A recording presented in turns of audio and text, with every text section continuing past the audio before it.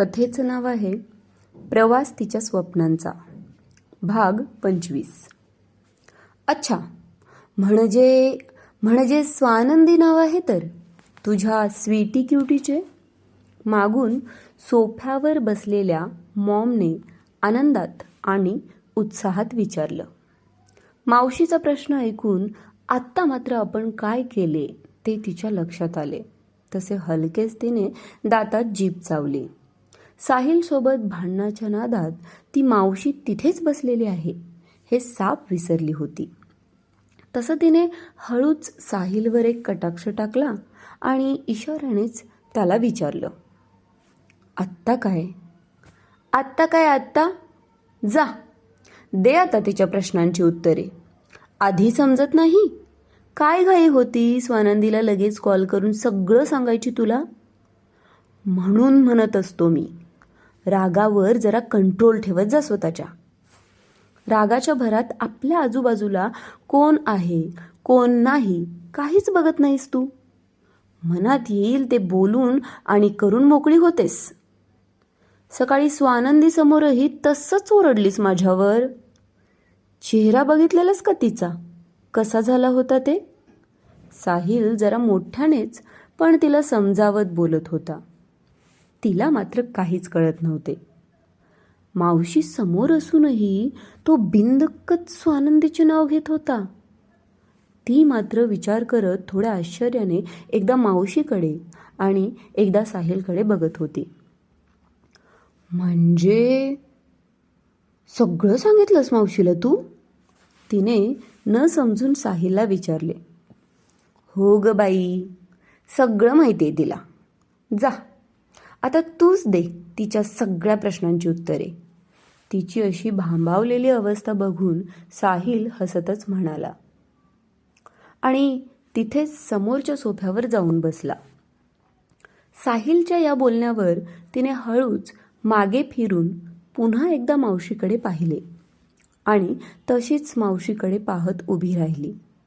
ती काहीच बोलत नव्हती म्हणून मग साहिलच्या मॉमने स्वतःहूनच तिला हाक मारली. जान्हवी, काय झालं बाळा? अशी का बघत उभी आहेस? ये ना लवकर, फोटो बघायचाय मला याच्या स्वीटी क्युटीचा. मॉम उत्साहात आणि आनंदात बोलत होती. स्वीटी क्युटी? डोळे जरा आश्चर्याने मोठे करतच जरा ओरडतच ती बोलून गेली आणि एक नजर साहिलकडे बघत तोंडावर हात ठेवत जोरजोरात हसत सुटली.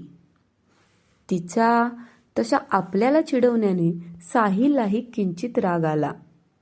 मघाशी तिनेच भिरकवलेली कुशन साहिलने पुन्हा तिच्याच अंगावर फेकली. तसे तिने थोडे मागे होत तो वार चुकवला आणि पळतच मावशी बसलेली त्या सोफ्याकडे गेली.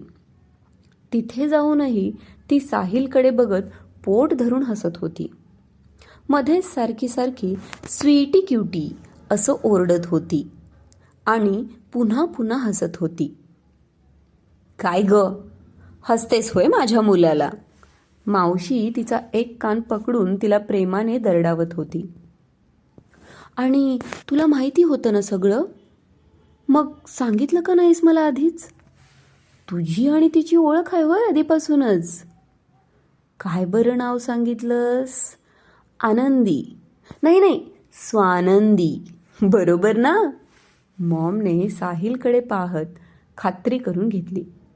साहिलनेही गालातल्या गालात हसत होकारार्थी मान हलवली.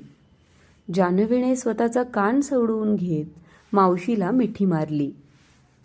ओ माझी लाडाची मावशी, अशी कशी ग तू? खरंच यार, म्हणजे स्वतःच्या मुलाचं प्रेम प्रकरण समोर आलं तरी इतकी शांत कशी काय राहू शकतेस तू? सो कूल यार. मला तरी वाटलेले की तुला जर समजलं तर तू काय आणि कशी रिॲक्ट करशील काय माहिती. म्हणून मग मी याला आधीच सांगितलेलं, मी काय तुझ्यामध्ये पडणार नाही म्हणून. ओके बोलला तो मला. आणि काय माहितीये का, मला म्हणाला स्वानंदीला म्हणजे याच्या स्वीटी क्युटीला काहीच सांगायचं नाही म्हणून. आणि तुलाही. म्हणून मी तुला काहीच सांगितलं नाही. सॉरी ना. जान्हवी डोळ्यात पाणी आणत स्वतःचे कान पकडत बोलत होती. साहिलच्या मॉमने तिला जवळ घेतले. असू दे ग, तुझी काहीच चूक नाही. हा चांप असाच आहे. एकतर लपवाछपवी काही जमत नाही याला. जे आहे ते समोरासमोर. आणि माझ्यापासून तर काहीच लपवून ठेवता येत नाही त्याला. तो लाख प्रयत्न करेलही लपवायचा, पण मला समजतं सगळं. आणि हे त्यालाही चांगलंच माहिती आहे. त्यामुळे तो माझ्याशी सगळं शेअर करतो. तू मनाला लावून नको घेऊस, मॉम तिला समजावत म्हणाली. जान्हवीने पुन्हा एकदा मावशीला घट्ट मिठी मारली. त्या दोघींना असं एकमेकींच्या मिठीत बघून साहिलच्या चेहऱ्यावर हलकीशी स्माईल आली. त्याला माहिती होते, जान्हवीला एखादी गोष्ट पटली नाही तर ती त्यावर लगेच रिॲक्ट होते, पण मनाने खूप हळवी होती ती. क्वचितच कधीतरी चुकूनच कुणाला तरी तिची ही हळवी बाजू दिसून यायची. साहिल आणि जान्हवी दोघेही मावस बहीण भाऊ होते, पण दोघांमध्ये खूप स्ट्रॉंग बॉन्डिंग होते. अगदी सख्ख्या बहीण भावाप्रमाणे दोघे राहायचे. जान्हवीचे बाबा थोडे कडक स्वभावाचे होते, त्यामुळे जान्हवी थोडी त्यांना घाबरून असायची. पण तिचे आपल्या बाबांवर खूप प्रेम होते. तिला माहिती होते, बाबांचा राग हा तिच्या काळजीपोटी होता, कारण जान्हवीचा तिच्या रागावर कंट्रोल नव्हता. म्हणून ते तिच्याशी जरा कडकच वागायचे, पण प्रेमही तेवढंच करायचे. तिची आई खूप प्रेमळ होती. इथे जसं साहिलची मॉम जान्हवीचे लाड करत होती, अगदी तसंच साहिलची मावशी म्हणजेच जान्हवीच्या मॉमचा साहिलही लाडोबा होता अगदी, क्रमशः.